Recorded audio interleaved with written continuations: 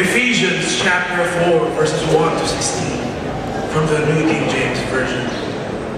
I, therefore, the prisoner of the Lord, beseech you to walk worthy of the calling with which you are called, with all holiness and gentleness, with long suffering, bearing with one another in love, endeavoring to keep the unity of the Spirit in the bond of peace. There is one body and one Spirit, just as you were called in one hope of your calling.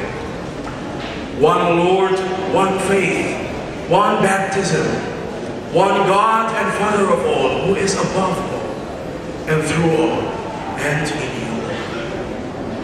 But to each one of us, grace was given according to the measure of Christ's gift. Therefore, he says, when he ascended on high, he led captivity captive and gave gifts to men. Now with this, he ascended.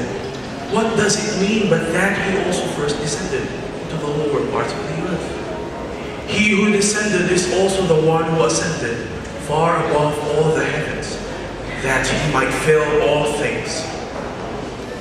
And he himself gave some to be apostles, some prophets, some evangelists, and some pastors and teachers for the equipping of the saints, for the work of ministry, for the edifying of the body of Christ, till we all come to the unity of the faith and of the knowledge of the Son of God, to a perfect man, to the measure of the stature of the fullness of Christ, that we should no longer be children, tossed to and fro and carried about with every wind of doctrine by the trickery of men, in the cunning craftiness of deceitful plotting, but speaking the truth in love, may grow up in all things into him who is the head, Christ, from whom the whole body, joined and knit together by what every joint supplies, according to the effective working by which every part does its share,